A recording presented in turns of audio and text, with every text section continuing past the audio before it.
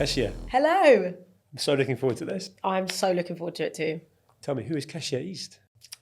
Who is Keshia East? Well, she is a driven, independent, sensitive soul. That's who Keshia East is. I can feel that as well. I could have said those three words. And passionate. Yes. So, it's yes. like, and you channeled that into a lot of different things, including and particularly entrepreneurial side of things. Definitely. Where's that come from? Was that in the family? Mum, dad? Because it's a big part of your life, right? Honestly, no, it wasn't in the family.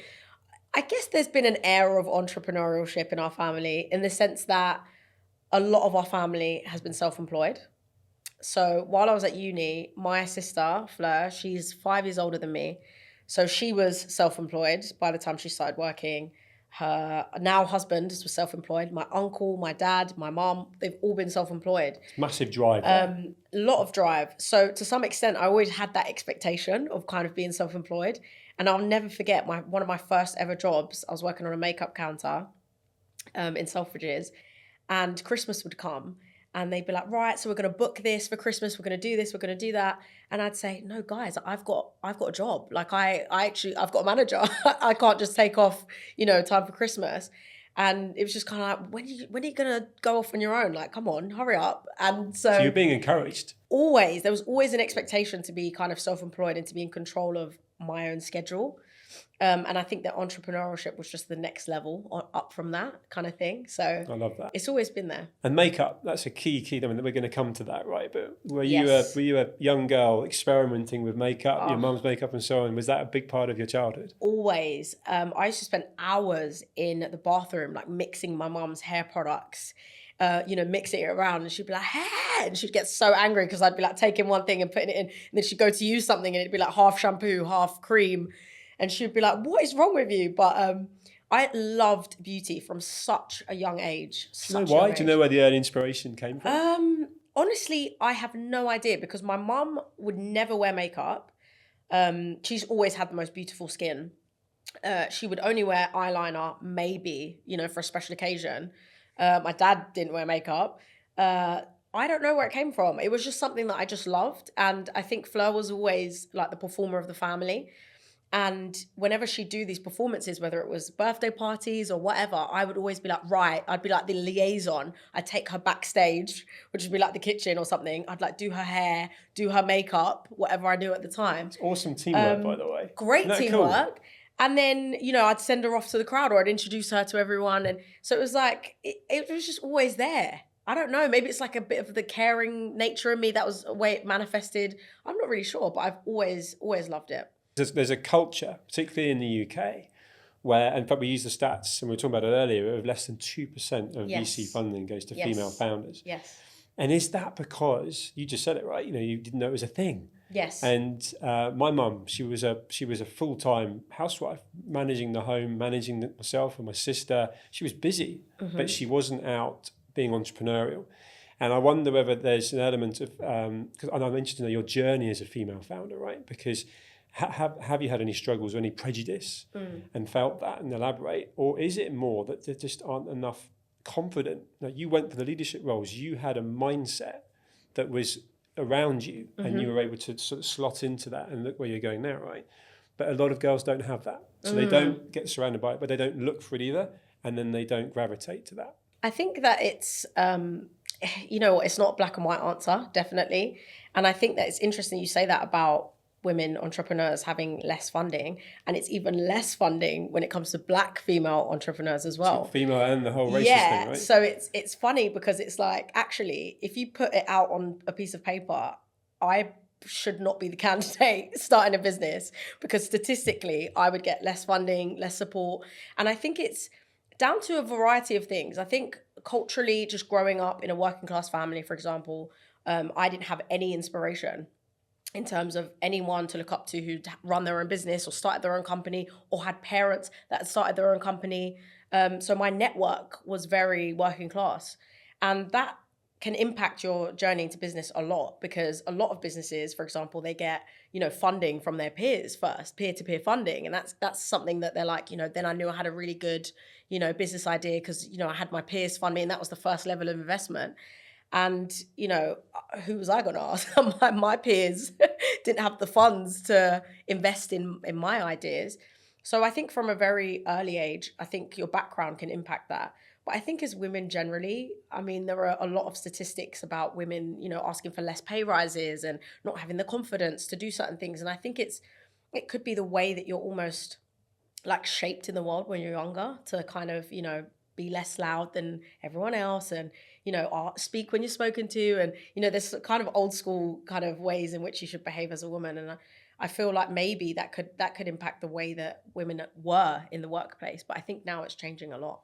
And you're helping change that, right? So you've got a really engaged, big social following with the businesses that you're growing, and being the personal brand that's Keshia, that's the entrepreneur, confident, leading by example, if you like, which brings inspiration to people looking, not just youngsters actually, probably people of any age that go, she's doing it, I can do it. Do you feel that, and do you get that feedback?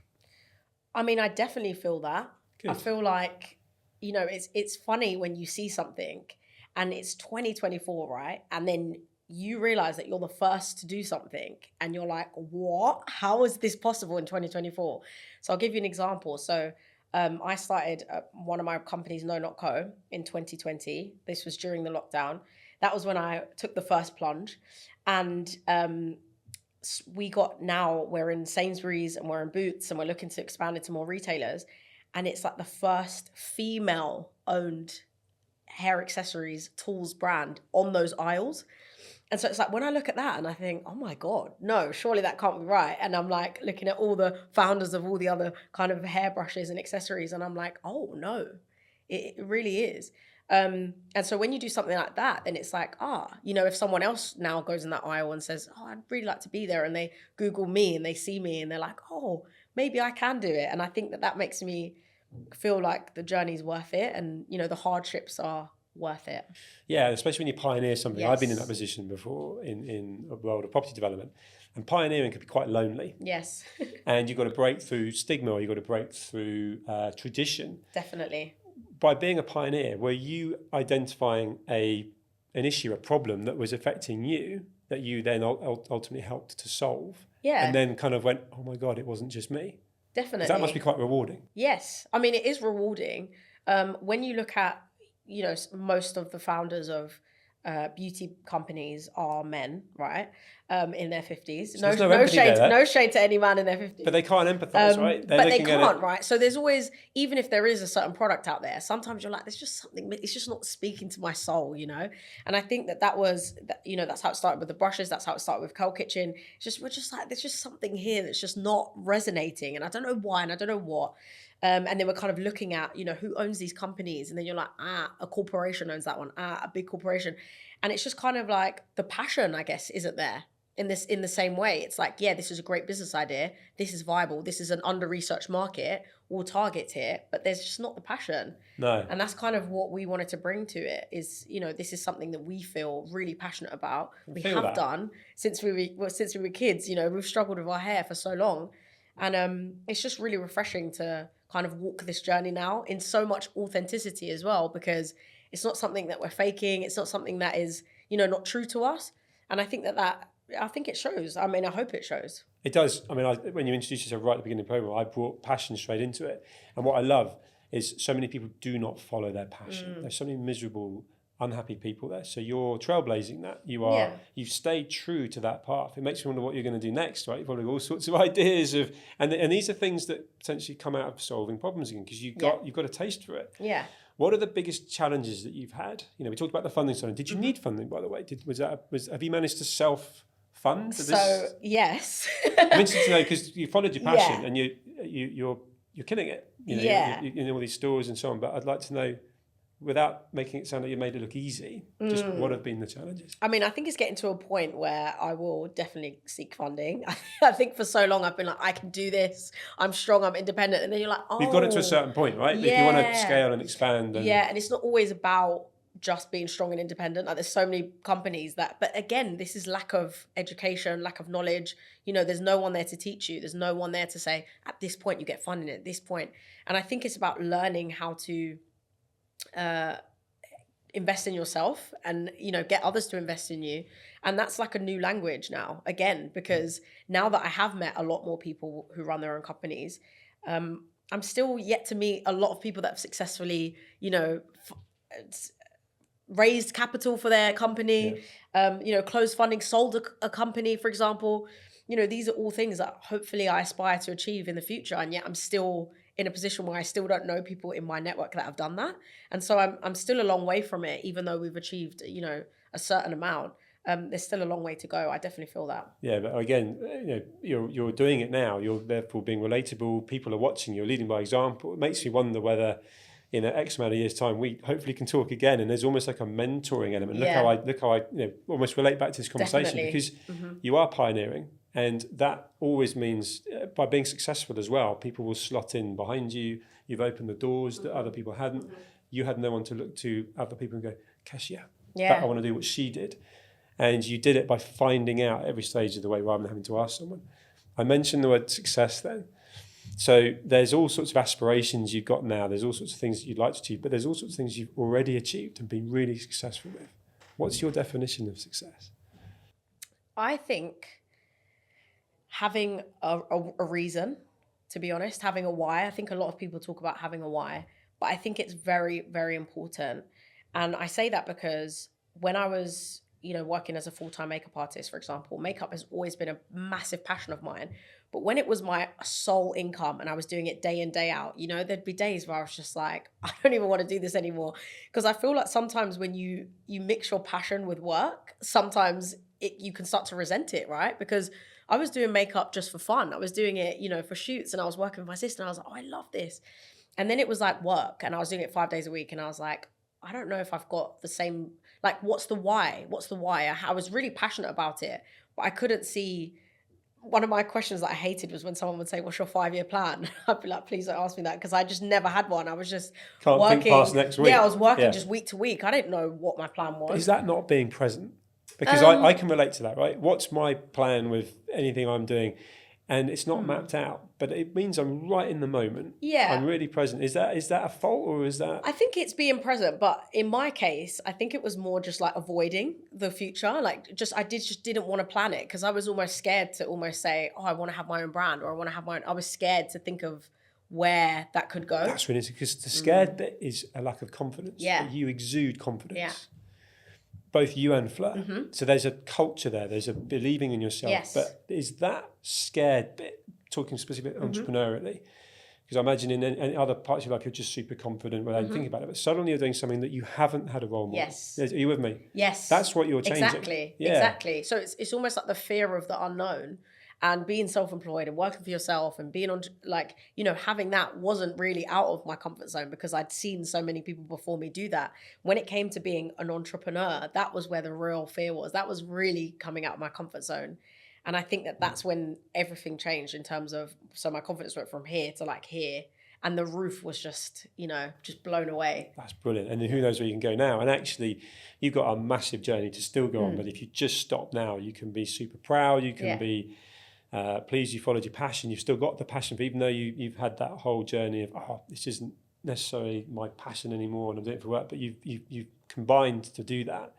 What advice would you give to someone that's looking at you? And I would often say a young version of yourself, but actually someone that's probably just disillusioned in their job as well. They're just fed up and they're looking at you going, she's full of positive energy, passion, and I'm not. I don't want to be like that. What advice would you give? One of the things I would say is read the book Atomic Habits, because Great shout. By James Clear. It's my absolute favorite book. It's like my weekly thing. Like, when I feel like I'm losing a bit of drive or momentum, I just go back to that book, because it talks a lot about systems and, the daily journey rather than the destination. And I think that for so long, I'd spent my time focusing on, yes, the destination, where's this going to take me? Where's this going to go? And I think that when you start to fall in love with like your daily routine, so I almost thought, what would I like my day to look like? So I'd like to wake up when I want. I'd like to be able to go to the gym. I'd like to be able to be financially free, to be able to go on X amount of holidays, or, what does that look like? And then what passions do I have, and how can I use that in my best way to make my daily systems work for me? And I think I've got to that point where I would say I'm successful, not because of anything that I've achieved, but just because of how my daily routine looks, you know? Brilliant. And There's a manifesting element to that as well, right? Because you're creating your destiny. You're not leaving it to chance. You're putting habits in place. Yeah. And relevant to Keshia and your daily routine, do you have that kind of morning, win the day? Do you have things that work for you both to keep mentally fit and physically definitely. fit? Can you tell me? Yeah, well, some form of exercise, definitely. And not exercising to lose weight or to be a certain, literally for my mental, just to keep going. Because So what do you do?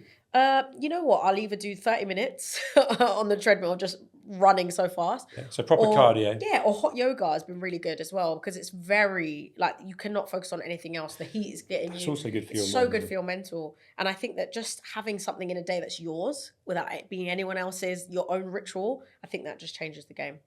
What about meditation, breathing exercises, time for yourself? Because being an entrepreneur is sometimes consuming. Yes. You've got the relationship with Fleur. You've got the banter you'll have over, should we do this, should we do that? Yeah. You've got your own internal conversation and that stuff.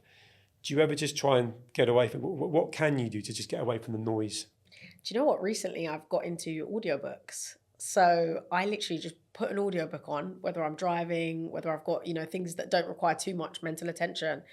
And it just takes you away. And I mean like fictional. I'm not talking about. I was going to say, so they're not self-development. Totally, they are literally. Like I listened to Frank Herbert's Dune recently. And So that was escapism. like 20 hours.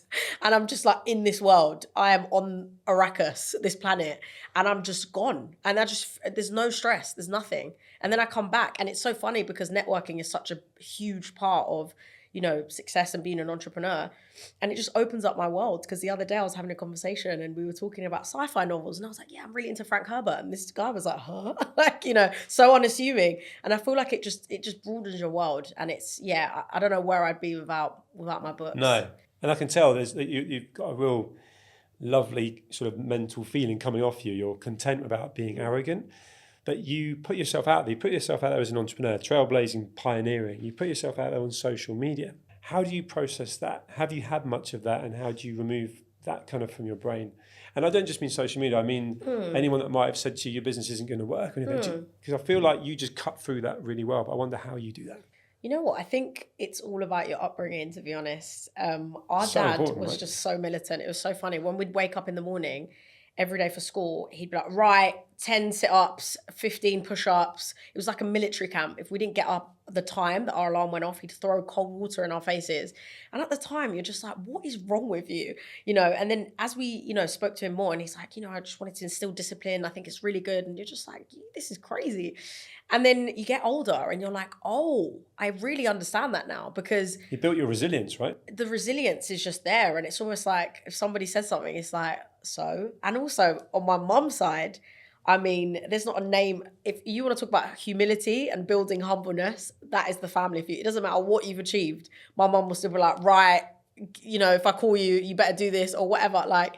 So it's really nice to have both sides of that. And it just creates humility at the end of the day. So there's nothing that someone could call me that, would upset me anymore. It's just... No, I like that. And that sort of coupled with having drive is really well measured, isn't it? Because you've got ambition and drive. And I'm not going to ask you what the 5-year plan is. I'm interested in the North Star. So that girl that was experimenting and playing with makeup as a youngster to now very much successfully in entrepreneurial space and probably got all sorts of ideas. Without necessarily it being a thing or a place, or is there something that you can envisage or you'd love to achieve in that space where it's somebody wearing the makeup at the Oscars or it's being in a certain store across the world or whatever? Is there something that you're like, actually, I'd like that? Yeah, I do actually. I think it's like to give back and to go back to help people like me, whether that's females, whether that's people from working class backgrounds get into entrepreneurship and just exposing them to what their life could be. And it doesn't mean that everyone has to want to be an entrepreneur. But I think that the emphasis is that I just didn't even know that it existed for so long. And there was not even a title that I had for it. So it's like, yes, I wanted it, but I didn't know what it was that I wanted. And sometimes you don't know what you don't know, right? And I think that a big part of the, completion for me would be just a full circle of just being able to then go back to the community of where I came from. Just through, seeing someone that comes from a background like them or, is a female but can achieve certain things. I think that would be my ultimate dream. But you're doing that You're doing it in spades. I hope you feel that. I feel like you do, but I think you also, there's as confident as you are, that lack of, which is, it's a good thing. Yeah. I'm going to tell you that there's the pushing through the sort of glass ceilings, the obstacles that have actually already been there, let alone people, as you say, you don't know what you don't know. I feel like you're doing that. And I think you'd be an amazing mentor stroke figurehead. So tell me, what's the inspiration behind Curl Kitchen? Well, I mean, it's a bit of a dark place, I'm not going to lie.